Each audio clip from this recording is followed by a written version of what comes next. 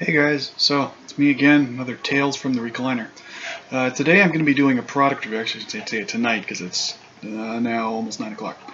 Anyways, a couple new products I thought I'd review. Here's some babbling, that's just messing, he's just going to bed. So, the first product I'm going to review is the new mouse I bought.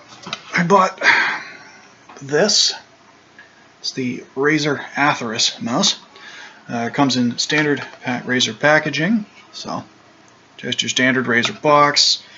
In the box, the mouse is packaged in this sort of I guess a black, almost like a, not really a box, more like a stand, I guess. And then in the stand, there's just a little cutout. So the mouse goes in there, and then it comes with two actually really nice batteries. It actually comes with Energizer batteries in the box. So not too bad, but it did also cost me almost $90, so it better come with some nice stuff. It came with the basic user manual, whatever, wasn't really rocket science to figure it out. And then it also did come with some Razer stickers, like most of the Razer products do. So I actually did put one on the back of my laptop. Obviously I can't show you guys, but it's the standard Razer stickers. If you found any of the Razer peripherals, you know what I'm talking about. So the Atheris is really nice. It doesn't have any chroma lighting. You'll notice that right off the bat. The only thing you can identify that's Razer, you'll see the embossed three-headed snake Razer logo there. Now, you're probably wondering, well, where do the batteries go? Well, here, I'll actually show you where the batteries go. I'll just have to turn the mouse off for a second to do that. And then this whole top piece, so see where the buttons are? That's actually a magnet. It takes a bit of finesse to get it off, so it doesn't just pop off and then the batteries go in there. Now, what you're also going to notice, and this is a unique feature of the Razer Atheris, is that you can connect it via Bluetooth, which is what's actually recommended by Razer. And that's how you get the claimed 350 hours of battery life, is through low energy Bluetooth because it takes less power. Or if you have a machine that doesn't have Bluetooth, you can use the standard little thing. And of course, now my cat decides to make a pest of herself, so if you see a tail in my video, that's my cat. So like I said, you can connect it with this. As you'll see, there's a little slot there, and the receiver goes right in there for easy storage if you're not using it like I have it connected with Bluetooth. Then your two batteries, they just pop in there, and then you just pop the top back on. It just pops on, like I said, with magnets.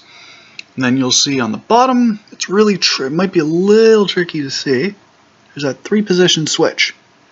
Flip it to the top for Bluetooth, the bottom for 2.4 gigahertz, or right in the center, and that turns the mouse actually off. So I'll turn the mouse back on, and that way I can actually use it. The other thing I also picked up was this. It's the Razer Goliathus mobile mouse mat. Actually really nice. It's a microfiber cloth. This one's actually a cross between the speed variant and the control variant, so it will actually give you a nice slick surface. It has a slightly rougher weave than the speed variant, so it's not quite as fast moving across the pad, but at the same time it has a tighter weave than the control variant. So like I said, it's a mix between if you've used a speed variant of a Razer mouse pad and a control variant. This is a cross between the two. This pad, I got it actually really cheap. You can get it in different colors, of course. This one, $9.99. Great buy if you're looking for a mouse pad for on the go. Highly recommend this. It was great. Now, the Atheris, I bought it on Amazon with. Now, of course, I paid. I think it was 60. Was it either 60 or 7? I think it was $70 off the top of my head, and then I also paid for 1-day shipping as well. So it ended up costing me, it was like $83 or something with tax, which isn't too bad considering it's a very, it's one of the newest products Razer's came out with, and it's one of the first mice that, one, uses a 7200 DPI sensor, and two, has multiple connection options. So honestly, on that point, actually, I would say it's a really good value on that. It's also actually fairly substantial. It is light without the batteries. Add the batteries in, and that actually gives you a good weight, so that it's not super light. It is kind of tiny, so you do have to grip it a little weird. As you'll notice, like I have fairly large hands, and I have to kind of grip it like this. And even then, this part of my hand is sort of resting on my mouse pad and gliding around, which I don't actually mind. It's actually fairly comfortable to use it that way. If you wanted it to be how do I put this? You want it to be even faster. You could sort of claw grip it, and then that way there's no drag from your hand at all, and that'll slide around on the pad very easily.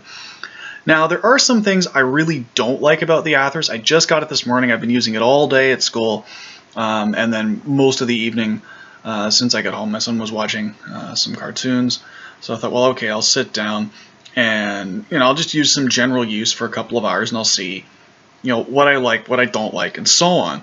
Now I realize, yeah, I've only had it for, I've only used it for, say, 12 hours or less. But I think at this point, if there's going to be any weird quirks, they're going to come out. And I find that most of the quirks with the Atheris, I don't actually think are even related to the hardware itself. I think it's actually related to the software. And this is something that I'm kind of cheesed at Razer for. Now, I also own a Razer Black Widow mechanical keyboard that I bought off a buddy of mine. That was the first Razer product I've ever owned, and I really, really like it. I like its switches. I like how the feeling of how it types with the key actuation. The lighting is great. There's not a lot to knock on that keyboard. And it uses the good old Synapse 2 software to go along with, so you can control the backlighting and everything through Synapse. Now, what they did with the Atheris, and this is annoying, is that they made the Atheris is only compatible with Synapse 3, which I wouldn't mind. I mean, it's fine that you want to have a new product be compatible with the latest software. I get it. The main problem with that whole thing, Synapse 3 is still a beta software. So you've just brought out a $70-some-odd mouse in Canada. Like I said, you get them for $50 in States, but $70-some-odd on Amazon in Canada. So call it $75 if you go with free shipping. And you're relying on this $75 piece of hardware to work with a piece of beta software as its sole source of support for things like button customization, or, that's the only way you can actually view what DPI the Atheris is at, is if you hit this little button. It's right at the end of my finger there, right below the scroll wheel. And if the Synapse 3 software is working properly, which is rare, it was actually kind of buggy to get to install it, and it's been hit or miss using it over the last, the last little bit. But anyways, basically you hit this little button, and there's a little overlay that pops up in the corner of your screen, and it shows you the current DPI level of the mouse, which in theory, if that worked reliably, would be really, really nice, because you could just very quickly click, okay, I'm at, I think I've got it at right now, I think it's at 30, it's either 3600 or 5000 DPI right now. I want to say it's 3600 because it feels about the same as my Logitech G400, which I usually leave at 3600 DPI. This mouse, you can set it up so it has different sensitivity level steps, similar to any of the other modern gaming mice. In Synapse, you can set it so it has 2 steps or 5. I've got mine set up with 5, which is the default. So I have the very, very bottom step, which is 800 DPI. Then I have a 2400 DPI step, which I customize stock as 1800. Then mine goes to 3600 after that. After 3600, there's a slight step to 5000. And then in my setup, I go from 5000 to the max DPI, which is 7200. And like I said, you can customize that to your liking. Personally, I'm finding that, like I said, 3600 is pretty good. It's pretty zippy for general use. You probably could go down a little bit, but I tend to like to be able to zip around a bit. And I find that using anything lower than a couple thousand DPI for general use feels just kind of draggy. Like, for example, on my desktop that's sitting hooked up to my TV, I've got one of those Microsoft keyboard and mouse combos because they're wireless, and it works great. Just the mouse doesn't feel quite as fast. I think it's either 800 or 1000 DPI. And while it works, it really isn't the quickest tracking thing. This thing, like I said, you set it 2 or 3 clicks up from the bottom, and it's just flying around the mousepad. Now, it might also have something to do with the fact that in the Synapse software, you can actually calibrate the sensor to work with specific surfaces. So, for example, you can have the default, which I think is just set to track on pretty much anything. So, a table, a hardback book, what have you. It just has just a black surface as the icon. I actually went and I used the tool. And basically, you just add a surface, and it has pre-programmed calibrations in the software for it. So I just set this to track on the Goliathus mobile mousepad, but it also has different, sorry, there was a fly on my screen, it also has different, even different variants of the mousepad. So you could have the large Goliathus, the medium Goliathus, the small Goliathus. You can set it for different weaves, so if you've got the control or the speed or just the standard, it has 3 different settings for that. Like the Razer Synapse 3 software, once it comes out of beta and it's a stable official release and it's working well, I think is going to be a real powerhouse of configuration options, and is really going to make a lot of their newer products, so the Atheris, the Lancehead, any of the newer Death Adders, anything like that, I think is really going to start shining with the new Synapse 3 software alongside it. With that said, there are some quirks, and I don't know on this one, I don't know if this is specific to my laptop, my Asus ROG, or it's specific to the Atheris itself. I haven't figured that out yet, but it does sometimes just stop responding for no reason. It'll do that for 5 or 8 seconds.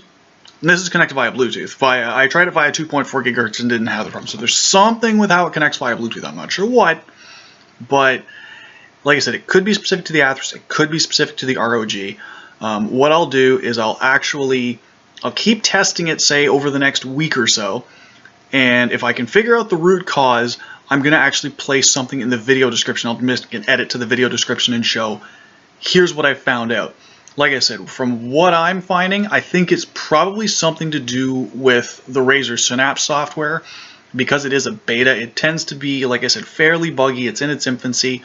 When I have had it work, it works absolutely wonderfully. I can click the DPI switch and, okay, I know exactly what DPI my mouse is at, which is really, really nice. And you can do some really neat stuff, like you can do DPI shifting, so you could customize in Razer Synapse that if you hold one of the buttons and click the DPI button, it'll hold your mouse at like a low DPI setting. So if you run at a high DPI setting for first-person shooters like I do, I'll run it, say, 5. I've ran it. I was actually playing a little bit of Doom in between some stuff I had to do at school. I had to drop off some forms, so I had some time to kill off. So I thought, well, all right, I'll throw some gaming because, well, didn't really have much else to do. I'd already studied for the quiz I had, so I was just killing off about 45 minutes or so before I had to go to class. And what I found was it was really nice in multiplayer, where I could be at, like I said, comfortably playing at the high DPI setting for being twitchy. So I was playing at 7200 DPI. I had it set up that way.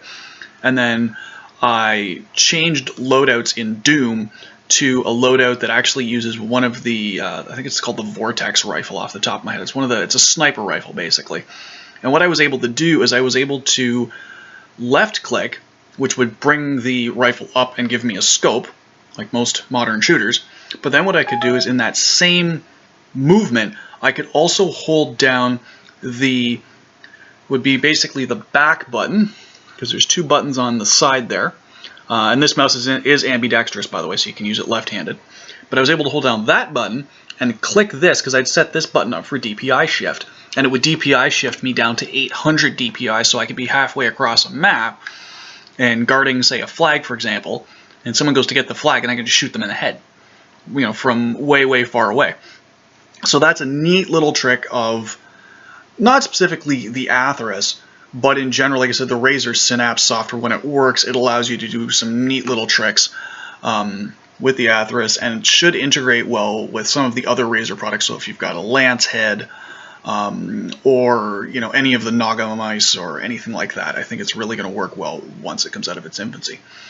So, like I said, just a quick little less than 15-minute video, and just going over basically my initial review, my initial impressions of the Razer Atheris. Like I said, brand new product for Razer, and I'm sure that as the software improves, the Atheris will get better and better and better. And then, as I mentioned, obviously, the Goliathus mobile mousepad, which, like I said, really, it's a mousepad. There's not too much to write home about, but like I said, for me, I really, really like it. It's a really nice size for on the go. And with that being said, you can also put it right where, basically, I put it on my keyboard. So I can actually just rest it on my keyboard and actually shut my laptop.